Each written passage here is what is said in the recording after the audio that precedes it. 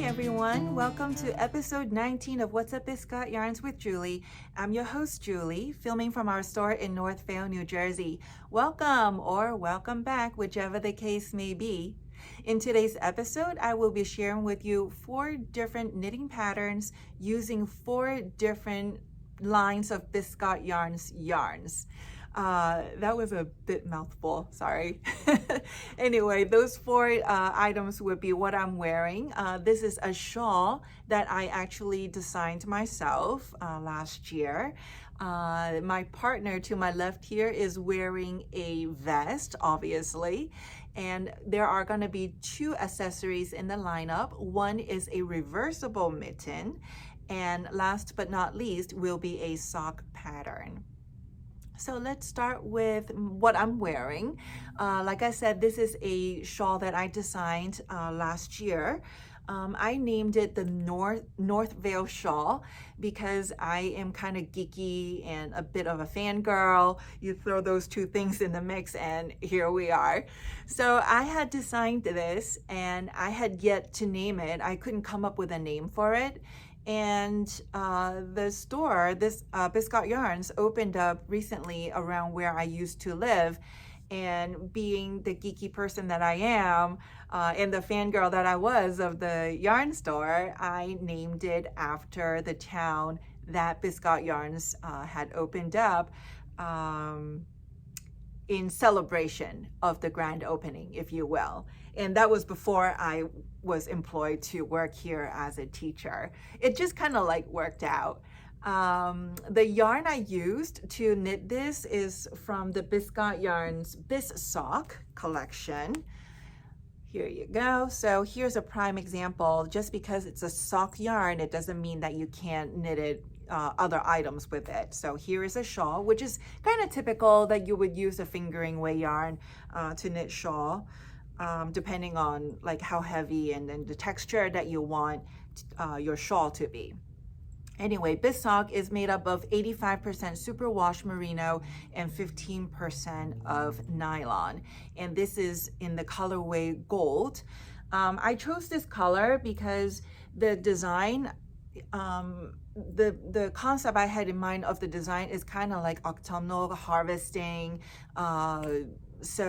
But I didn't want to use orange or brown or red tone. That is also typical of like an autumnal colorway.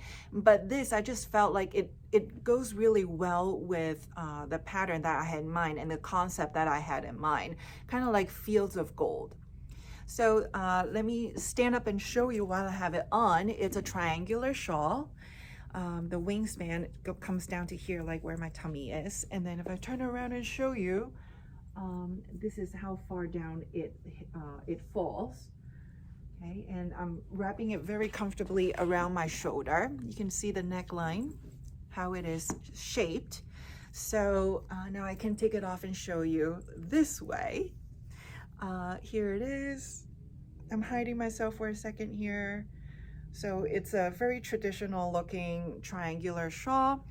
I started the design from the tip here. So you cast on like 3 stitches or something, I forget. And then you just keep increasing. The spine is where the middle of the triangle. The spine, you do some yarn overs for the increases as well as on either side of the edge here. And once you get to the right width, like big enough, and then that's when the border is knitted on. So it's kind of like a vanilla knit. With the main body of the shawl until you get to the lace pattern. And the lace pattern is only 20 rows, so it's not too bad. And here it is up close. Let me see, maybe if I fold it over the background and you can see a little bit better, I don't know. Ah, it is, yay. So you can see, like, it's kind of like a leafy, wavy motif. And then I added some baubles in there, kind of like, you know, little harvest, little fruits. So you have that motif going on all around the border of the shawl. And here we are.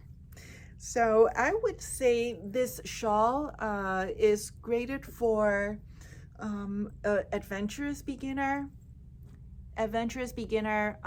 and also for intermediate. And the reason why is, even though the body of the shawl is relatively easy and repetitive, it's just knitted in garter stitch, so you just knit every row. The lace part may be a little bit tricky for some. So I wouldn't recommend this if you're new to lace knitting or you want to dabble into it. I wouldn't recommend this pattern for your first or second lace project, even though it's only 20 rows, because there are bubbles involved. There's a lot of counting, although it's kind of repetitive, but still you can try. There are plenty of other more simple and basic lace pattern for you to practice on. Get some experience under your belt, and then you can venture onto something that is a little bit more complicated. So I don't want to scare you off either in making this if you like this pattern. It's just that I don't think it's ideal for like a new lace knitter, but it's not difficult per se. So that's my shawl, the Northvale Shawl.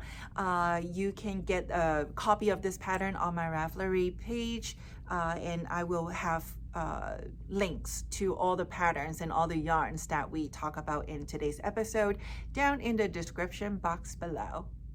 Next up, let's talk about the vest that is on the mannequin to my left. It is named the Cynthia Vest, designed by Evelyn Ciatra. Evelyn had chosen to use Biscotte Yarns La Douce MCN to knit this vest with. There are 5 different colors used to knit this sample. I'm just holding one of the 5, the one that's most attractive to me. This is in the colorway Twilight, by the way. And all the detailed information will be in the description box below. MCN stands for the 3 fiber content that makes up this yarn, which are merino, cashmere, and nylon. Merino being the dominant fiber content here, 80%, and then 10% of cashmere and 10% of nylon. The needle that was used to knit this sample was 3mm or 2.5 US knitting needles. You will need to get gauge of 27 stitches for your 4-inch swatch in the stranded color work, any section of the stranded color work. In other words, you can't just use one strand of yarn and knit your usual stockinette to measure your gauge for this project, because you're going to get a very different number if you were to use the stranded, like the multicolor that make up the different section of this pattern. It doesn't matter which one that you use to do your sample swatch, but just do it so that it's stranded, because your gauge, like I said, is going to be different. It's going to be smaller. So it's important for you to take that extra time to do that swatch so that you will get the best fit and the most accurate outcome. The pattern is charted for 8 different sizes. The smallest one has a finished circumference of 39.5 inch, and the largest one having a circumference of 67.5 inch. Evelyn had intended for this vest to be worn with about 7.5 inch positive ease. The construction of this vest is knitted flat. You work the back piece, you work the front, and then you sew the pieces together. And once you've done that, then you would pick up the stitches around the armhole and knit the edging, which is 1x1 ribbing, which would match the hem, the bottom of the vest, as well as the neckline, the V neckline. I've been sleeping through the long night. The third pattern we're going to discuss today is the Reversible Fairisle mitten, designed by Louise Roberts. Here you go. So this one is also a stranded color work, but using just 2 colorways instead of 5 like the Cynthia Vest. In addition to for this piece to be knitted in the stranded color work, it is also done by doing double knitting. So double knitting is what makes it reversible. I have seen a lot of double knitting free patterns online for dishcloths, probably because it's reversible, so there is no wrong side, and it's kind of magical. So let me give you an example so I can explain it better. Well, Halloween is coming, so let's say you want your dishcloth to be with a black cat as the motif, and your background is going to be orange, because why not?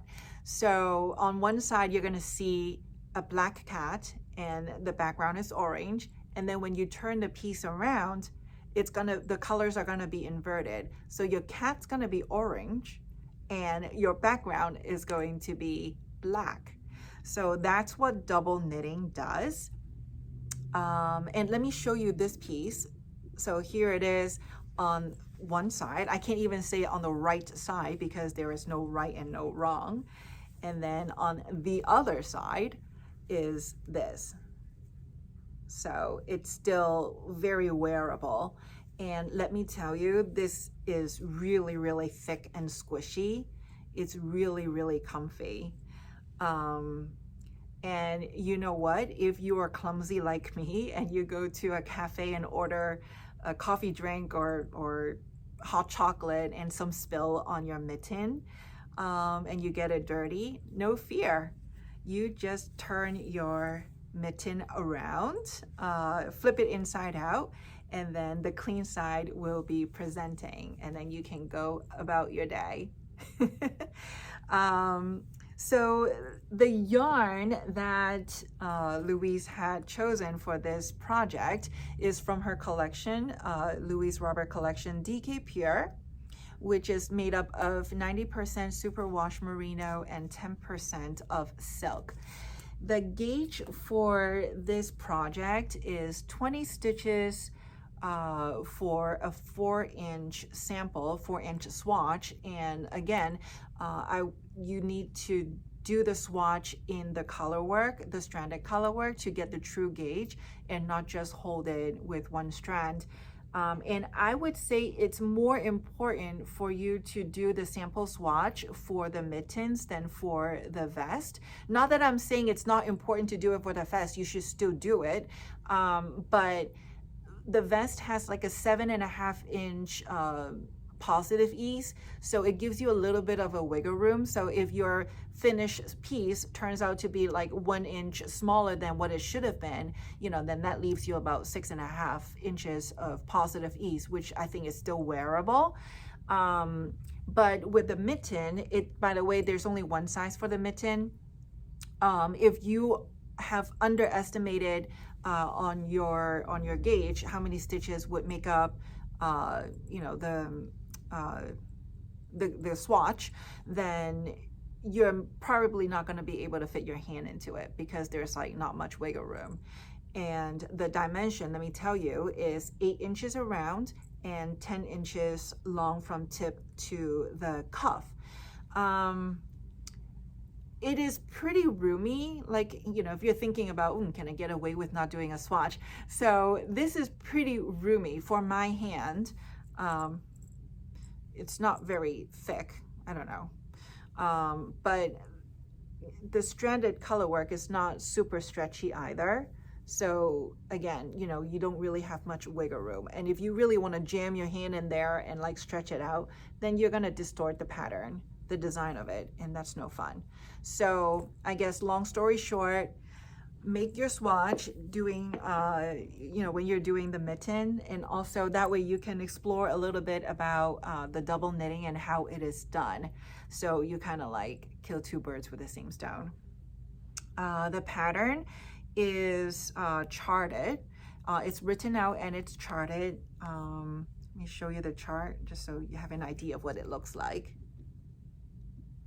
But if this is a little bit overwhelming, or if you're more of a visual learner, there are videos for certain parts of the mittens. So you could always refer to the YouTube videos to help you construct your own reversible Fairisle mittens. And the links to those YouTube videos are right on the pattern. So you don't have to go searching for it. Everything is right at your fingertips. Last, but certainly not least, is a sock pattern. Here it is. This is the Fable sock designed by Andrea Yetman. So this sock design is relatively new. It was published or made available to some folks in May of 2023. It was part of the Mystery Sock Club. So in May, let me take a step back and explain. So the Mystery Sock Club is one of the subscriptions that Biscotte Yarns offer. Every other month, we will send you a new sock pattern along with the yarn necessary to knit the project. So if you're a subscriber, then this probably look familiar to you. And it will stay exclusive for those subscribers for 6 months. So after the 6th month, which will be in November for this pattern, the pattern will then become available for the general public. So let's talk about the construction of this sock. It is knitted from the cuff down. You start with the main color, and then you knit a little bit of it, and then you switch to the contrasting color, and then you knit a little bit of that, and then you continue on. The main body, which is, let me hold it a little closer so you may be able to see the cables. So those are mock cable, or like a right twist is what this is. You don't really need a knitting cable to accomplish this stitch, but it does kind of look like cabling because it is twisted. So anyway, back to the construction. So cuff, leg, and then you do the heel flap. Looks like it's knit one, slip one, and then you pick up the edge of the flap, do the gusset, decrease, and then you knit the length of the foot. So it's kind of flat stockinette here on this side, but maintaining the mock cabling on the top of the foot. And then the toe, when you get to about 2 inches from the end, you start your toe decrease using the contrasting color, and then you do your Kitchener stitch to sew up the tip, and then you do a rinse and repeat for the second sock. The yarn that was used to knit this sock is not typical, right? With all the little specks on it. So it was made with our Sirius, the Sirius line. It is a fingering weight yarn. Let me hold it up a little better. It is fingering weight yarn, but it, at least to me, it looks a little heavier, probably because of the texture, like the added little bits on it that makes it look like it's tweed. So the fiber composition of Sirius is 85% superwash merino and 15% of Donegal nylon. I'm sorry, I think bits are flying into my eyes. So anyway, so this is Sirius, and the pattern was knitted on those yarns with US 1 or 2.25 millimeter knitting needles, obviously in the round. And the gauge is 9 stitches to an inch in pattern. And in terms of sizing, the length of the foot is customizable. Usually you just knit to about 2 inches from the tip of your foot, and then you start to do the toe decrease. But the circumference, there's only one size available, and that is 64 stitches is the one size in this sock pattern. The instructions are written out. There is no chart, as it's not that complicated, and I don't really think a chart is really warranted for this pattern anyway. So like I said, it is not quite available to everyone, but soon enough, because we're well into October now. But just to give you a preview of what's coming, if you are not a subscriber and you would like to try this pattern, you know, then you don't have much longer to wait. So with the sock pattern being the last pattern to discuss in today's episode, we have now reached a conclusion. So thank you for staying with me to the end of episode 19. I hope you have enjoyed today's content, and please give it a thumbs up if you have. And if you haven't already, please subscribe to our channel so you will be notified whenever we have new content available for you, videos made by both myself, the English blogs, as well as Louise's French videos. And if you're going to be knitting any of the projects that we discussed in today's episode or use any of our yarn, put them up on your Instagram and hashtag Biscotte Yarns. We would love to see your progress along the way. And until next time, happy knitting.